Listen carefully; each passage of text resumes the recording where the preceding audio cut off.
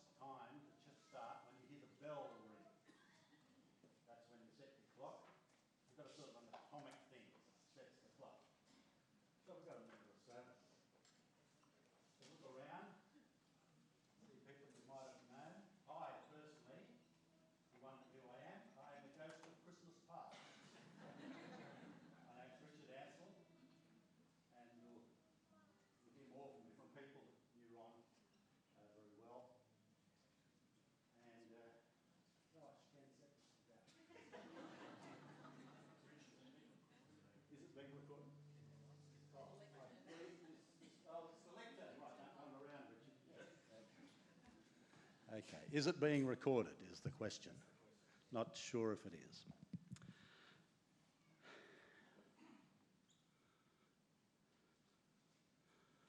Well, the program has got one omission, and I wrote this for Ron, my tribute. I called it a eulogy, but he corrected me. You're not allowed to say eulogy, apparently. And I started my brief eulogy. Tribute, Ron. Val and Dulcie Bevis were exemplary Christian believers. Married later in life, they produced a son, Ronald. He would joke that they got perfection the first time, so didn't need another. Now, he's put me down as mentor, colleague, friend. But I've written in another word, because I'm the brother he never had. Brother. That's why I'm here. And I thank God. I first encountered the phenomenon that was Ron, watching him perform at the old Baptist Youth Fellowship rallies. He was born for the stage. Ron's first church position was at his home church, Epping Baptist, where he revelled in the title Pastor's Youth Assistant. He would squirm for years at the image of little Ronnie Bevis, the boy who never grew up. There's a lot to be said for not growing up. Ron, we're with you. In the providence of God, Ron and Faye moved into their home in Vanessa Avenue, Borkham Hills, and began to attend Borkham Hills Baptist Church. Ron was employed by Alan Peterson, mainly to organise BYF, and the then cutting-edge music scene that was the signature of that rally. Ron was Alan's right-hand man. This role would prove to be his destiny. Ron became my right-hand man. Our scripture teaching team took to calling him Robin, Boy Wonder. He became my associate pastor at Borkham Hills during a phase of church life marked by conflict and undercurrents directed at the pastor. Ron rode shotgun for me. He saved my career and reputation more than once. He was an unswervingly loyal friend and trusted confidant. Because he was such a gifted clown, people sold him short as a man of wisdom. Running jokes, outrageous pranks, hilarious antics were our daily bread, all in the service of the gospel. Innocent merriment is a rare commodity today. Hundreds of children, and some of them are here today, hundreds of children who grew up in our Sunday school, and particularly in his children's music group, the King's Kids, were shaped by his sense of fun, his love for the story in music, his passion for getting the best performance out of young ones, and the adventure of going on the road. We lost track of how many concerts he organised, how many visiting overseas performers' itineraries, how many carols by candlelight, how many Sunday school anniversaries. When Ron followed the call to a large church in Melbourne, I seriously looked around for a replacement. I approached various ones whom I thought might make a reasonable fist of picking up some of his responsibilities. It was some years before it dawned on me that Ron was a complete one-off and was irreplaceable in every department. The hole he left at Borkham Hills would never be filled. Ruth and I visited Ron and Faye at Greensborough in Victoria one weekend. It was altogether a more sober outfit. After a service, I interrupted him talking to a group where there were children present and commented that his wig was crooked.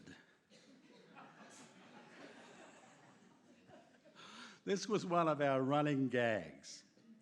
He obliged with remarks about not being able to get the proper glue, etc., then mussed his hair, tugging at the back while unwrinkling his forehead. His scalp visibly shifted. It was always convincing and never failed to get a laugh. For years, we had started every primary scripture session with this jolly charade.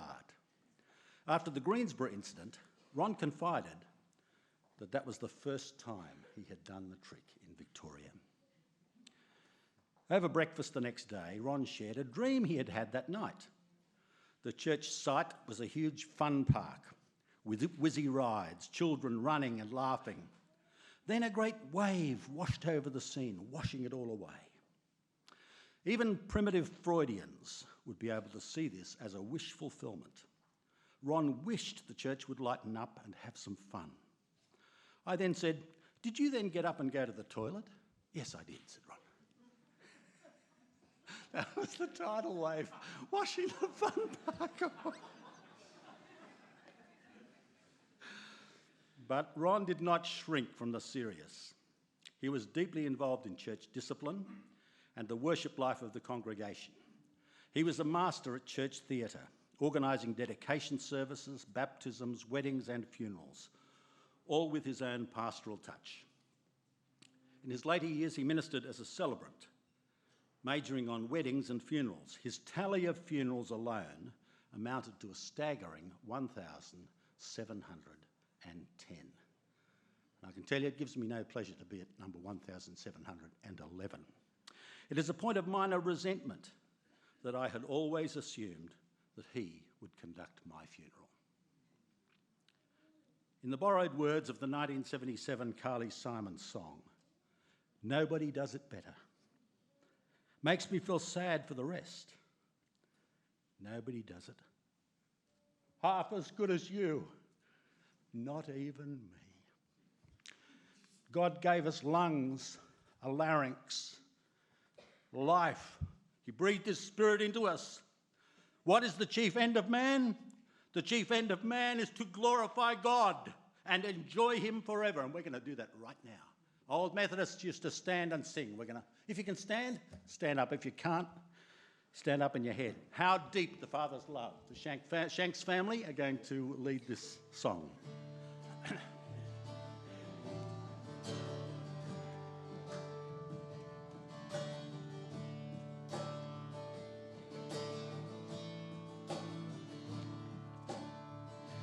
How deep the Father's love for us, how vast beyond all measure, that he should give his only Son to make our wretch his treasure. How great the pain of searing loss, a father turns his face away, as wounds which mar the chosen one bring many sons to glory.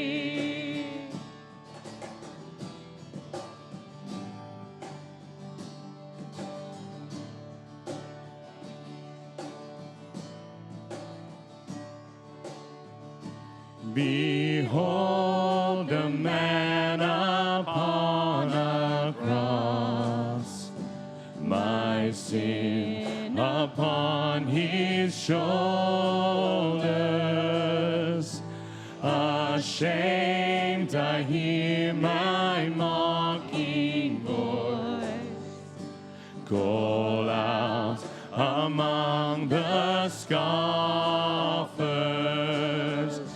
It was my sin that held him there until it was accomplished. His dying breath has brought me life. I know that it is finished.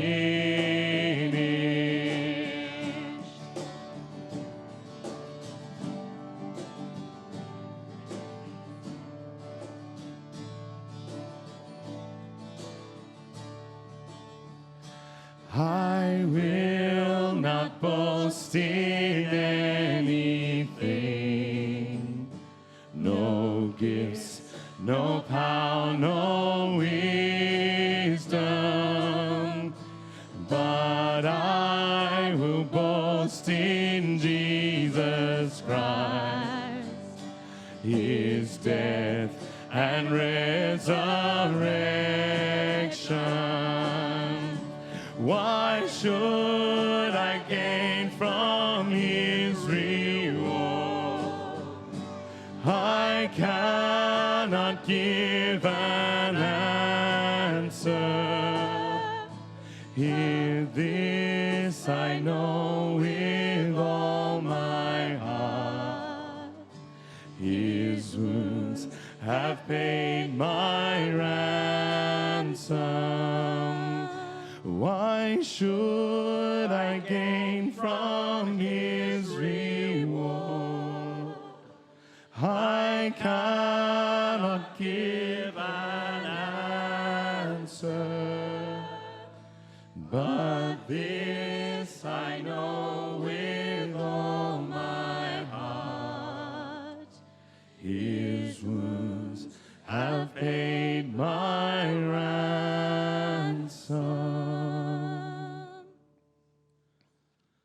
Thank you. Please be seated.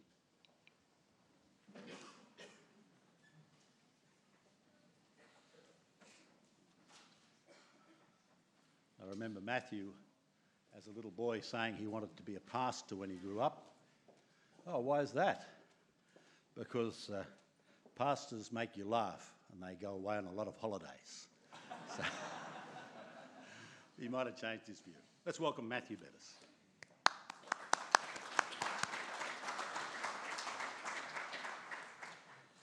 In my defence, you were away a lot.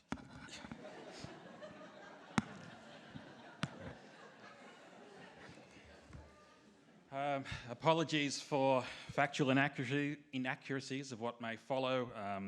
I wasn't there for the entire lifespan, but hopefully I got some of the facts right.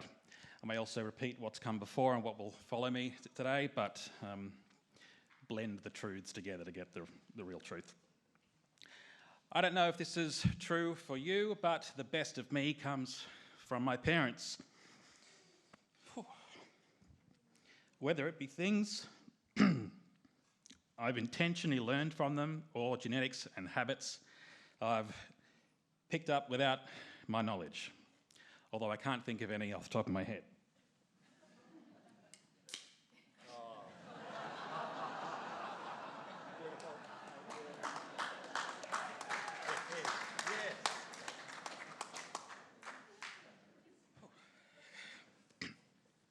The story of Ron's life really starts with his parents, as we've heard, James Valentine Val Bevis and Dulcie Elizabeth Rowe Hurrell.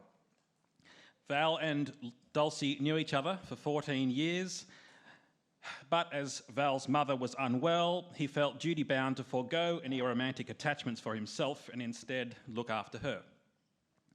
Then war broke out, and he felt duty-bound to sign up as a YMCA officer, being too old to enlist in the army. After the war, Val's sister Grace organised a dance for enlisted officers who'd lived on Goat Island in Sydney Harbour, which included Val, and Grace sneakily arranged for Dulcie to be there, and the rest is history. They were in their late 30s, early 40s when they married. Dad arrived soon after, and as Richard said, he always liked to say that he was an only child because his parents found perfection first time. So did my parents, but that didn't stop them.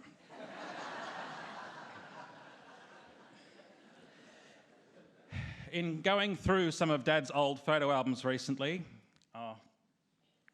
did you get that letter? We came across this letter that he sent to his parents from what appears to be some kind of camp when he was very young. Sorry, poor planning. Ron would be ashamed.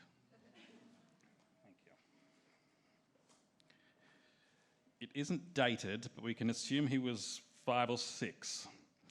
Dear Mum and Dad, I hope you are well. I am well. It is raining down here. I hope it is not up there. I had a good night rest. I hope you did too. We cannot go for a swim because the rain. Auntie Elsie is down for the day. I am glad to say that Elizabeth and David passed. Through, presumably. I think I had better say goodbye to Mum and Dad. From Ron. Red pencil. That gives you an idea of how they would communicate. Very proper. Yes, as Richard said, Dad made no secret of the fact that he would have loved to have had siblings. And I think this was evident all throughout his life in how he actively sought out group fun for himself and others, especially when it came to children. Val and Dulcie ran homes for teenage boys, so the much younger Ron always had a heap of makeshift older brothers to play with. From Burnside, now Redeemer, to Missionary, to Gordon Boys' Home in Melbourne, he loved having the older boys to play with him and treat him like a younger brother. In my view, this same yearning for sibling-like closeness could have in part inspired him to be so involved in Young World Singers and to run the huge Sunday school musicals that he and Mum produced at Borco, and also to create the King's Kids. I remember Mum and Dad throwing huge parties in our home on Guy Fawkes Bonfire Night and Boxing Day and inviting everyone in the street and everyone from the church to come along, resulting in massive events that were loads of fun to those who weren't injured.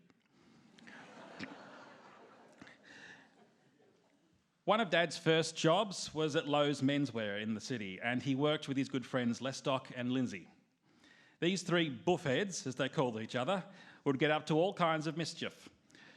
Working on the ground floor, Dad would sometimes tell a customer that he had to check on the stock of an item in the basement before doing this behind the counter.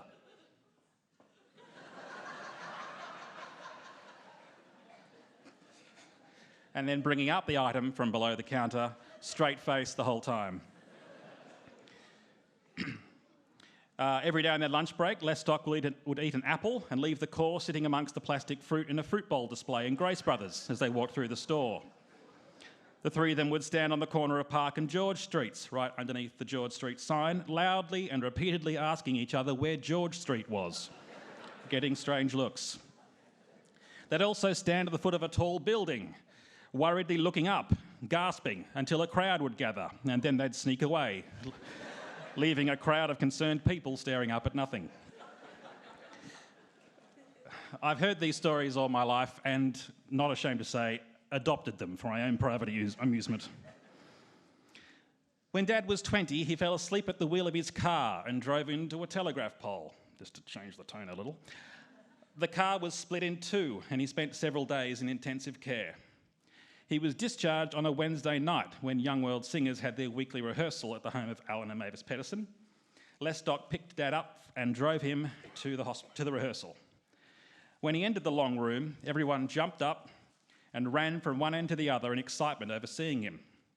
He was on crutches, with both lower arms in plaster, and his head was bandaged. And that's the first glimpse a young Faye McGritchie ever had of him. She'd been invited along that night to watch the rehearsal. She wasn't yet in the group, but would soon join when another alto left. Mum's memory of him that night is that he seemed very popular, and everyone was very excited to see him. They didn't speak to each other. He didn't stay very long. But when Lorraine Wiggins drove her home, Mum's mum asked her how it went, and Faye answered, "I met the man I'm going to marry." She was 14 years old. Faye was in Young World Singers for 1 week when she received an invitation to Ron's 21st birthday party. And in her own words, "I was over the moon." And as Dad liked to say, she spent the next few years chasing him until he caught her. Ron married the woman he would sometimes introduce as his first wife, Faye, on the 17th of March, 1973, right? Yeah, good. Every Christmas, Valentine's, anniversary and birthday card Dad ever gave Mum was always addressed to the most beautiful girl in the world. Their love has always been inspirational. I was born on the 19th of August. Larissa was born on the 19th of January.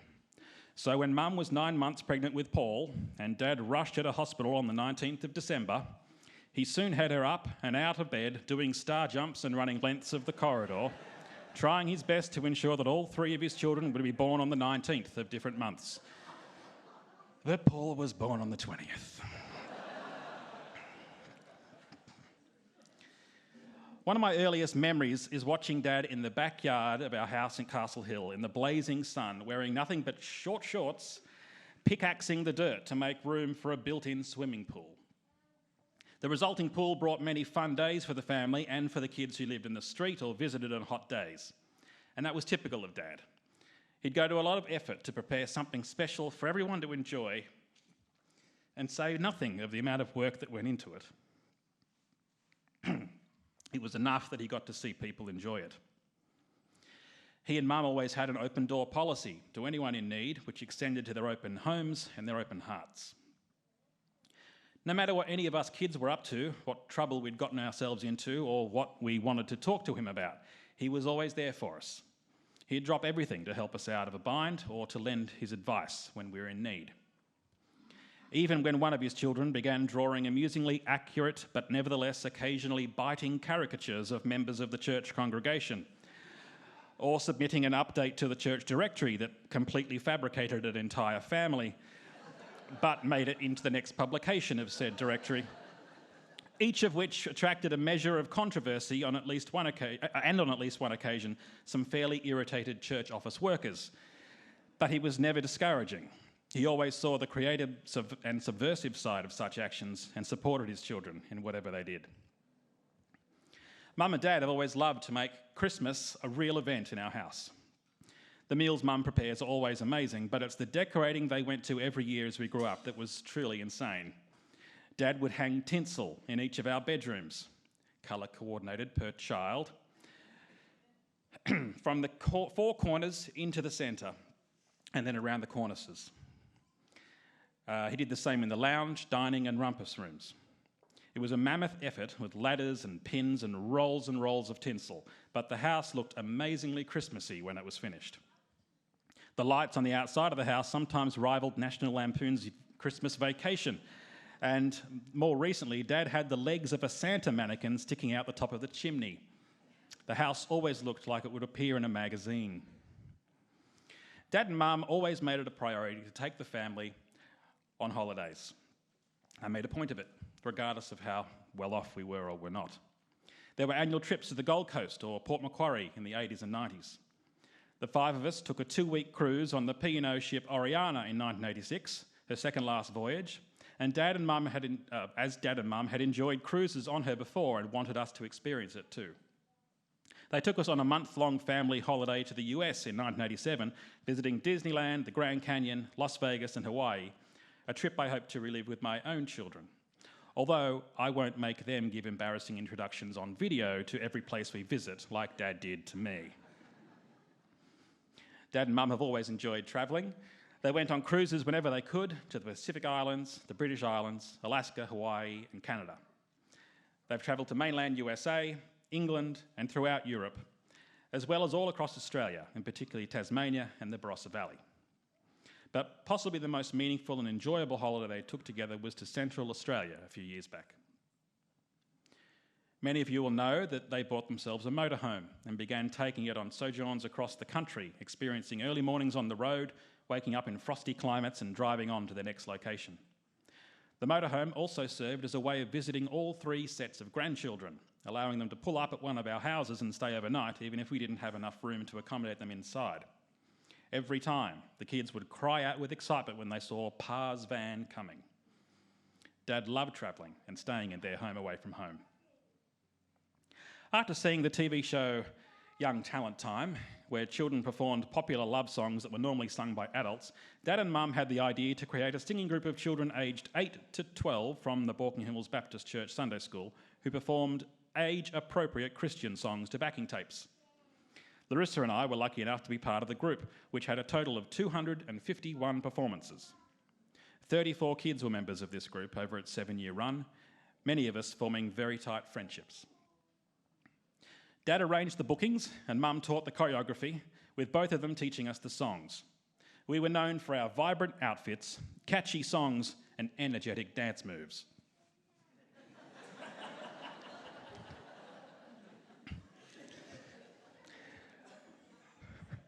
We didn't realise it at the time, but the King's Kids probably owed a lot to Young World Singers. It was basically a younger replica. It was a strange upbringing to experience as normal, but to me, that's exactly what it was. By the time I was 12, I'd performed in the Sydney Entertainment Centre, the Sydney Opera House, and on Channels 7 and 9. That's normal, right? The group performed all over the place, in churches, schools and shopping centres all over Sydney, numerous carols by candlelight services, and even the Australia's Wonderland theme park, as well as Wollongong, Bathurst and Canberra, tours of Melbourne and New Zealand, and we were featured performers at the Pavilion of Promise at Expo 88 in Brisbane. Thinking back on all that now, it astounds me. One of Dad's catchphrases from this era, particularly when it came time for the older kids to retire from the group at age 12, was, once a king's kid, always a king's kid. The other, of course, was I'm Uncle Ron and I'm 19. As a boy, Dad attended Epping Baptist Church, where he later became president of the Epping Youth Group, an experience he loved and that would be a taste of things to come. He studied at Morling Bible College and worked in many churches: Arncliffe Baptist, Borkham Hills Baptist, Greensboro and Diamond Creek Baptist in Victoria, Maroubra Baptist, Northside Baptist, and he held intentional interim pastor roles at Chatswood Church of Christ, Beverly Hills Baptist, Panania Baptist, Lakes Baptist, and Toronto Baptist. Wherever he went, he loved the people, often endearing himself to young children by asking their name, their age, and if they were married. Dad had some incredible stories from some of the weddings and funerals he conducted as a celebrant, from the home-based wedding where everything was going to plan until just before it was due to start, when the bride and groom disappeared and reappeared dressed entirely in full costume as Aladdin and Princess Jasmine, and he had to keep a straight face. To the funeral where the elderly sister of the deceased walked over to the coffin as it rested above the open grave, slipped on the dirt, disappeared from view, and landed flat on her back at the bottom of the grave. At which point her brother leaned in and yelled at her, "What are you doing down there, Martha?" And Dad had to not burst into laughter. But the celebrant job came with unique perks. Not only did he get to preside over the funerals of his own mother and his mother-in-law, but he was able to officiate at each of his children's weddings, which is something I know we will all always hold very dear. I don't think anyone here will disagree when I say that Dad had a great sense of humour. His mother-in-law jokes were legendary, and he'd gladly tell them whenever the opportunity arose, including during a sermon while Mum's mum was present. In truth, Nana loved the jokes, possibly more than anyone else. She and Ron had a wonderful relationship. When we were in Las Vegas in 1987, we had these jumpers.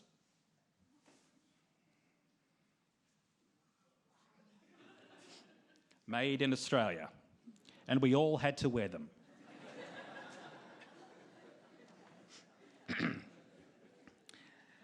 And wearing them, he had us approach a ticket seller in a casino and asked in an exaggerated Australian drawl for 5 tickets to see Elvis. The horrified woman had to break it to him that Elvis was dead. "Stone the crows," he cried. "I've flown my family all the way here from Australia to see Elvis, and you tell me he's dead?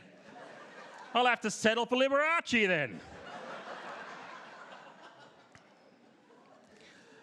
I remember Dad using a plastic toy smile like this one to surprise people sitting next to him in traffic. He'd put it in his mouth, get the attention of someone sitting preferably in the back seat of the car next to him, and when they laughed and told the people sitting in the front seats of their car to turn and look, he'd have taken it out of his mouth and be looking back at them straight-faced. It was a lot of fun to us in the back. Especially when it was another child, but even funnier when it was a teenager or an adult.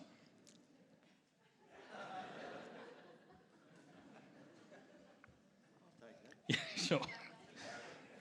He also used to amuse himself and us by pretending there was someone stuck in the Australia post boxes on the side of the road. On one trip to Cairns, he put on a voice and had passers-by unsure what to make of it. So I will imitate it here. "Stuck in here." And he would talk to it. "What how'd you get in there?" "My brother put me in here." All that kind of thing. It would go back and forth and on, and people would be staring and unsure. We were in hysterics. When I reminded him of this story a couple of weeks ago while he was lying in hospital, very low on energy, and I jokingly suggested that I record him doing the voice so I could have it play from his coffin while I was up here today.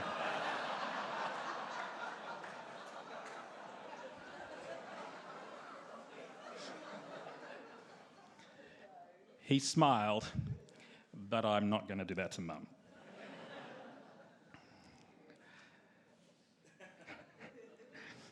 Dad tried to teach me the evils of gambling also when we were in Vegas, but each time he put a coin in the slot machine and pulled the handle to show how easily you lose your money, he won. 1 coin became 5, then 5 coins became 20, so he pocketed his winnings and told me to trust him. Gambling normally doesn't pay.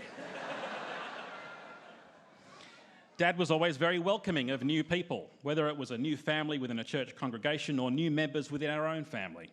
He went out of his way to reach people on their own level and make them feel at home and important.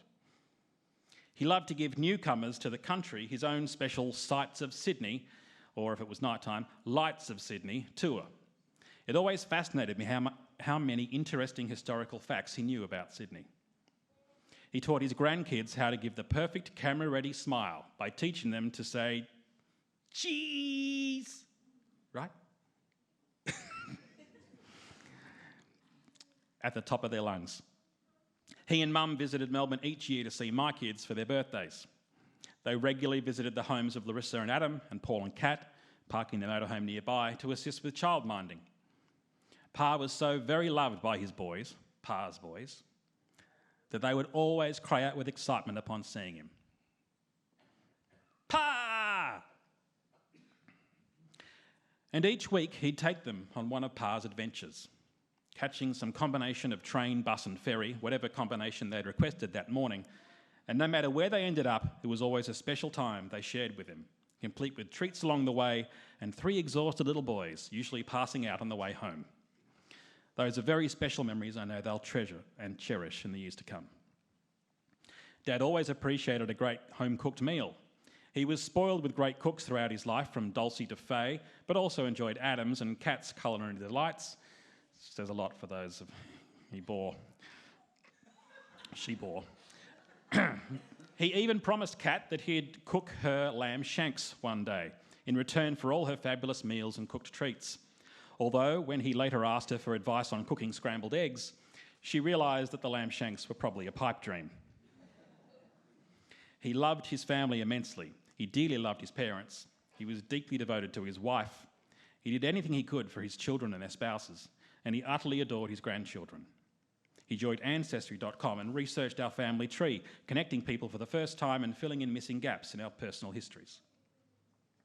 Dad would sing the old children's hymn, "A Little Lamb Went Straying," at bedtime to each of his children while gently rubbing his fingertips along their back. Very calming, I assure you. And he did the same with each of his grandchildren. He was the consummate showman. Who can forget the Bevis family singers? I'd like to.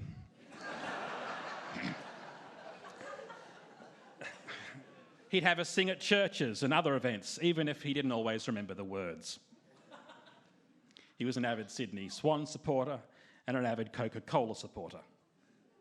He loved a good hymn, like his parents before him, but he also liked to update those hymns that needed it.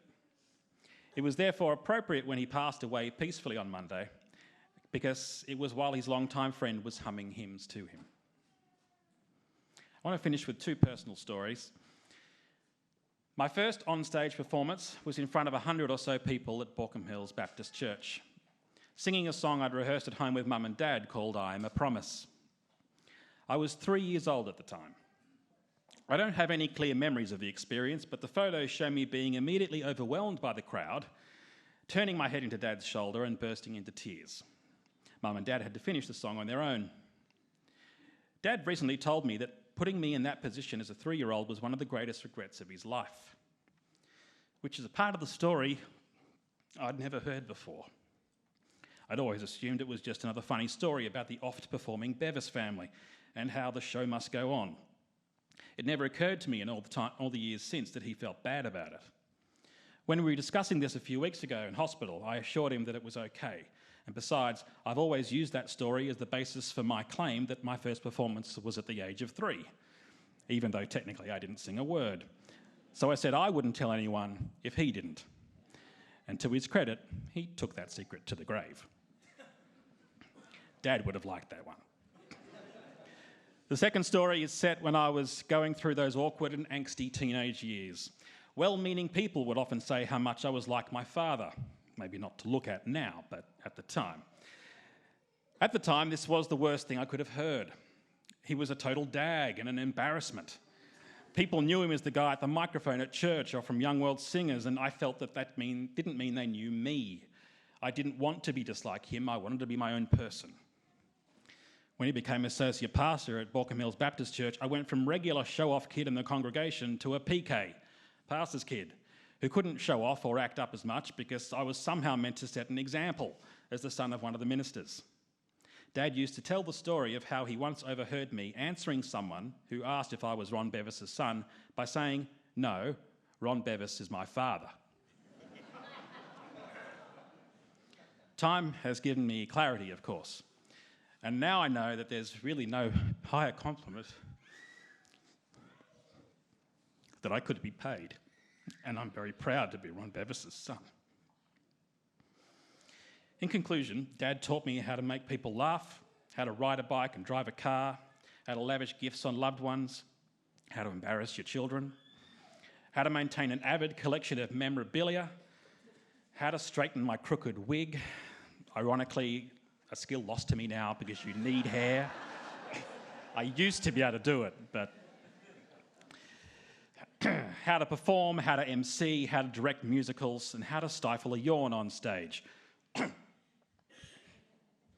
Now you know. He taught me everything about stage presence except how to project my voice. That one I learned from my mother. Actually, it occurred to me as I was preparing these words this week that every time I've taken to the stage in my life, I've paused in my head to think about how Dad would do it and then done my best to emulate him. That's probably how I'll live the rest of my life. Trying my best to emulate him. Throughout his life, Ron was a loving son and husband, father and grandfather, son-in-law and father-in-law, and brother-in-law and uncle to his family. A generous mate to too many friends to count. A devoted pastor and leader of a massive number of families across various churches and organisations. And Uncle Ron to literally hundreds of children over a span of more than 40 years. Not bad for 19. Thank you.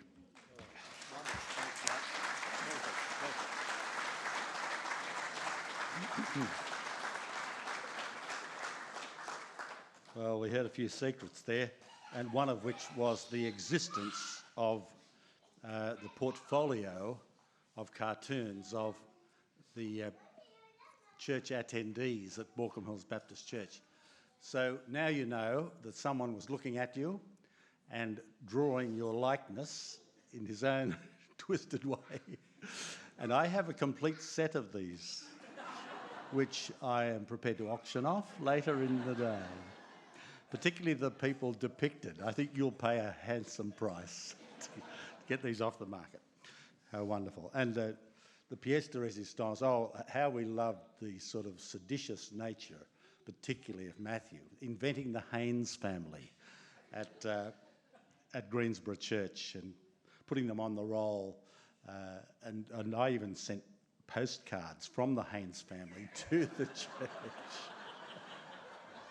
So I was desperate to get in on it. It was such a good thing. Michael and Casey Haynes. And what were their children called? Adam, Shane, and baby Jessica. Are they here today?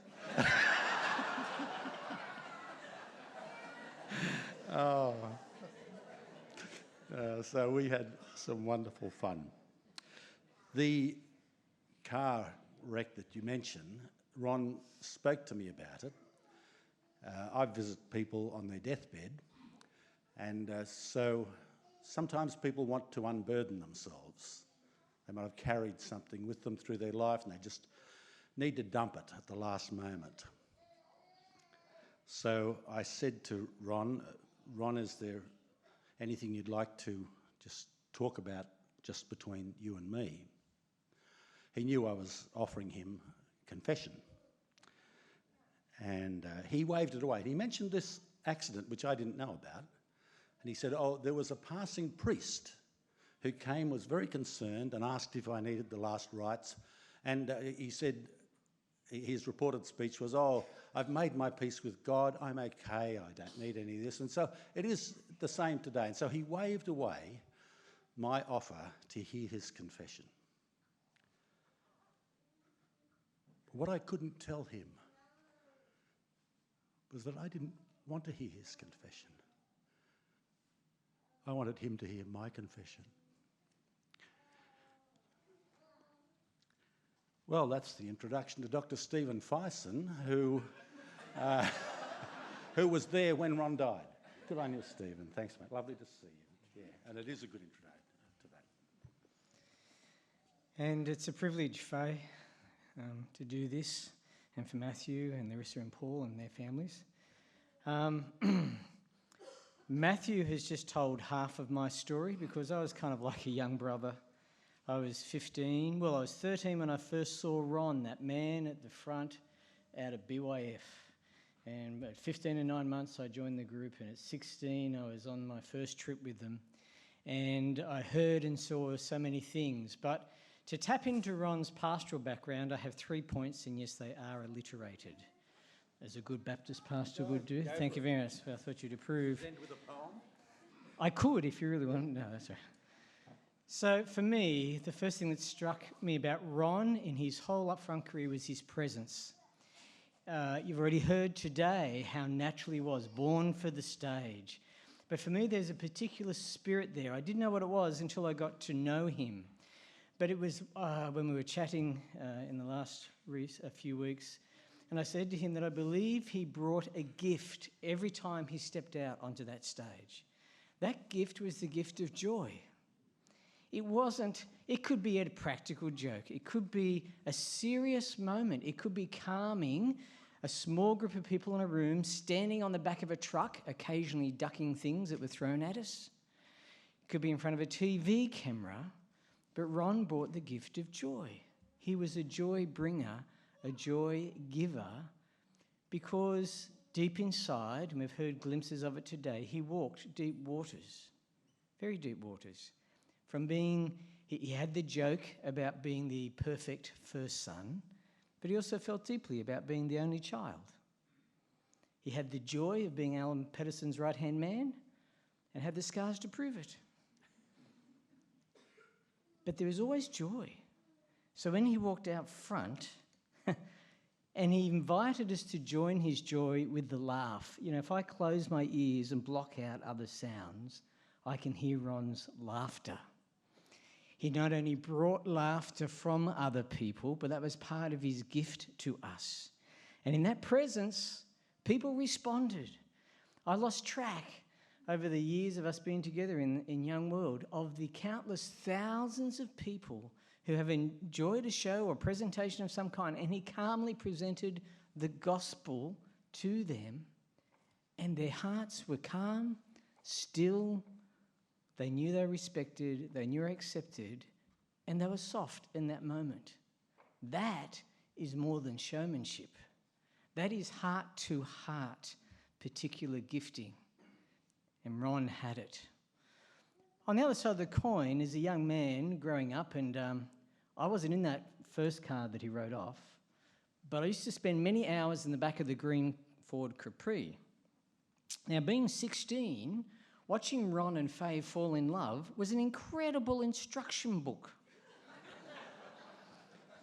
I was actually a very shy and quiet lad. People don't know I had a severe stammer. Ron was the man who brought all of that out of me to enable me to do what I do today. But in the back of that Capri, my quietness would take over, and they would forget I was there. I won't say any more, but if the children want to talk to me afterwards, I can give you a description of how that romance unfolded. And it was great because then I got to be in their bridal party and Ron and Faye were in our bridal party as well. I followed their fine example, actually. One of the things about Ron's gift of joy, he was always very grounded. And those jokes, I saw him at traffic lights pretend he was dying. And as soon as the light turned green, he would just take off. The things I learnt. Anyway, but he had a deep perspective. He had a right perspective about life. It didn't matter what he was journeying through or where he had journeyed from. He had a groundedness about him. And he twice, of the things we discussed about in the last few months, this is the only thing he doubled up on. He said to me, Stephen, you have to tell the story about the fly. So here's the story about the fly. And this is what taught me not to take myself too seriously, I have to say. As a young 16-year-old trying to copy my hero out the front. So here I am, 16, on stage, trying to, look like Ron and be like Ron, which I couldn't be, but, trying to do all that stuff. And he would cruise past you. He would not drop a beat. He would not miss his cue. And he would just say, your fly's undone. And keep going. What does a 16-year-old boy do when there's hundreds or thousands of people? It took me ages to figure out. I could not tell when he was lying or not. He had the gift. And I always had to check. And he always gave it to me afterwards. You checked again. So I've honoured your request. Mind you, the gift of learning to lie did come in handy because one thing I haven't heard mentioned, Ron was the master of bucks nights. He planned many, many fine bucks nights. Yes, I see people looking at each other with memories. 2 rules, no alcohol, no cameras. So if you weren't there, you had to enjoy our stories, which were like fishing stories, started here and grew very nicely. So by the time it came to Ron's bucks night, we were determined to make his the best. And I wasn't going to tell this, but I will because it's such fun. And this is the groundedness, the joy and the groundedness, the presence and the perspective. We took Ron out for the usual things that we used to do after dinner and take them out for a walk, and he was dressed in embarrassing clothes and chained to a scooter while carrying a homemade ball and chain, actually. I helped make that. And then the mother-in-law, who was to be, who he loved dearly, we had organised for her, after we had taken him, put him to bed, the guys came back to my parents' place, we slept on the floor, woke up early as the sun came up, and snuck in to where Ron was sleeping, believing I've survived. My bucks night is over. And speaking of one of those wonderful old hymns, we just rip with a hymn. We had a trumpet and a trombone and guitars. And the look on his face was the only time I saw him confused in his whole life. And we took him out to Bathurst, as you do, left him 5 miles out of town. It was miles back in those days. And asked him, we were kind. He had a raincoat, a big hat, 2 gallons of water. It was gallons. And said, see you. He got back, I think, 30 or 40 minutes after us. He could talk his way into or out of anything. So when it came to my bucks night, I knew I was in for it because I was the young pup of the group and all these other guys had seen me doing stuff to them. So I finished up in Wollongong Station in a dress with food over me with my train fare home minus 50 cents. But I had learnt from the master. So strapped to my person in a place that nobody would look was spare money. With a list of phone numbers of everybody I knew in the state, including my former youth pastor who lived in Wollongong. So I was in bed, showered in bed before they got back to our place. Thank you, brother, for teaching me so well. That was the groundedness, the presence. But I want to just close and suggest the third P was that he lived within a deep promise. His faith in Jesus Christ was sometimes noisily and sometimes quietly stunning. Ron, stunning. For me, it was his faith. He could present the good news of Jesus Christ at any moment to any group who was willing to listen. And I saw him do it countless times. It was through that and through prayer that I was enabled to then learn to do similar things. As Richard mentioned, I was there when Ron passed on. I had asked him on a previous visit what he wanted me to pray for through this time and after. He said 2 words, grace abounding. And I asked him, did he want to explain it? He said, grace for him, because when he was on having an intake into palliative care, and Paul and Faye and I were there, and doctors would say, do you have an end-of-life plan? And his standard response was, I have a transition of life plan. And then when the doctor said, have you thought about funerals? He said, I've conducted over 1,000. She was humble enough to then say, can we ask you for advice? This is intake on palliative care. That was his spirit. But at the last moment, he also asked, by the way, grace abounding for you, his family. I'm asking all those gathered here of faith to take that request from Ron seriously. He wanted the grace that he had abounding in his life to flow over into the life of each one of his family. When I went to visit him on Monday, following prompts, and there's a story in that, and I was sitting there singing, and he was holding my hand as I was humming and singing old gospel hymns that I knew he enjoyed. And he went from erratic breathing to gentle breathing. And on the second last line, I had to call it up on my phone, of Be Thou My Vision, he let out a very long, relaxed breath. He had taken his hand from my hand and put it on his chest, and he turned his eyes heavenward. And when I got to that last line of that song, he had made his graceful, abounding grace transition. This is the power of this gift. By the time I left that hospital, nurses were telling the story of Ronald J. Bevis, who passed in such a wonderful way. Thank you. Oh, my.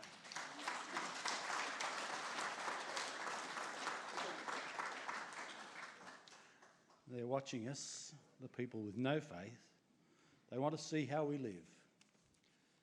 Most of all, they want to see how we die. And that's how a believer dies. I had a phone call a few years ago from some church official somewhere that was considering Ron as an interim pastor. This happened routinely. Sometimes he warned me that I was going to have to give a reference for him. Sometimes he didn't. So this fellow rang me and did I know this chap Ron Bevis? Well, look, I spoke glowingly of this man, and the fellow I only knew as a voice, but he's here today, Gary Crowther, and as I said to him today, oh, you're the bloke I spoke to on the phone. And I gave such a glowing report of Ron. I said, as soon as I put the phone down, I regretted it. I didn't at all. That's your introduction, Gary. Where are you? Let's welcome Gary Crowther.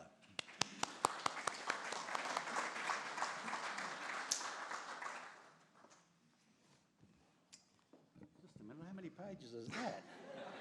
There are a lot of drafts. Oh, right. I might stand close to you. Thank you, Richard.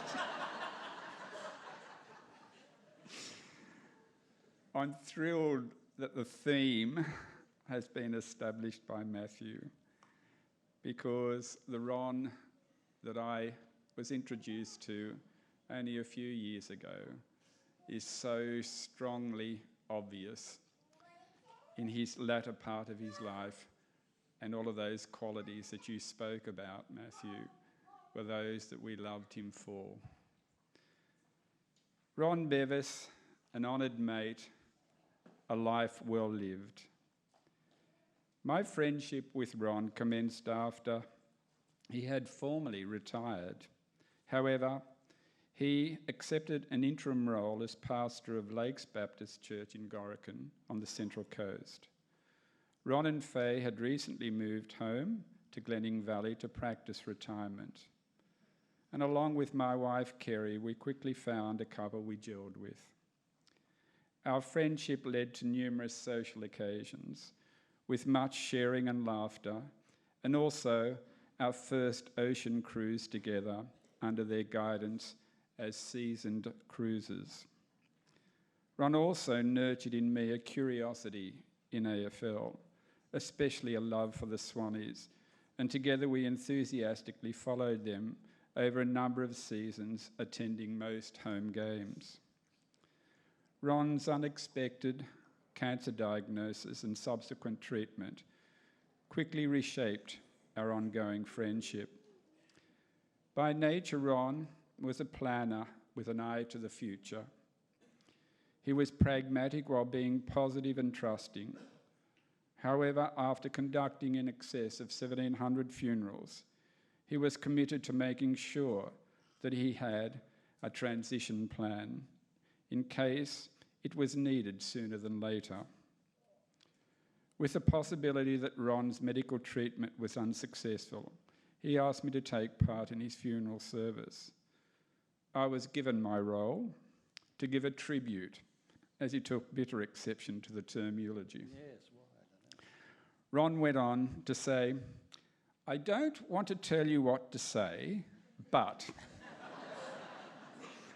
I thought you might like to highlight the impact you saw me having on Lakes Baptist Church." Ron's ministry was established and based on warm and appropriate relationships. He had a charismatic, relatable and cheeky manner. He was embraced readily by many, and I believe this was the result of his natural gifts and talents, which had been refined and grown over decades of successful service to the congregations he served in. After generously serving at Gorican, he went on to Toronto, where it has been said that Ron brought creative ideas and a fresh perspective at a time when the church needed it. His kind and friendly style was matched by his genuine interest in people. He remembered details of what people were up to each week. He especially had an interest in the children, and his warm-hearted and engaging style was appreciated by all. He wanted the youth to feel loved and valued as part of the church. He was always bouncy, spirited, full of energy and enthusiasm, and desired to make things meaningful and memorable by using his creative gifts. He had a servant heart and willingly rolled up his sleeves to serve. His undeniable sense of humour made him a joy to be around because he saw the funny side of things when the seriousness of a situation could have been overwhelming. He helped us to laugh and to celebrate what we had. He was a storyteller and author, and his great sermon illustrations of past experiences were often hilarious, but carried a valuable and powerful message. Ron's achievements were made more profound, not through his own strength, but because of his obedience to the God he served, and with the faithful support given by Faye, the equally talented woman he loved and was dedicated to. Faye, I salute you, your family, but especially you, for your unrelenting and dedication to Ron.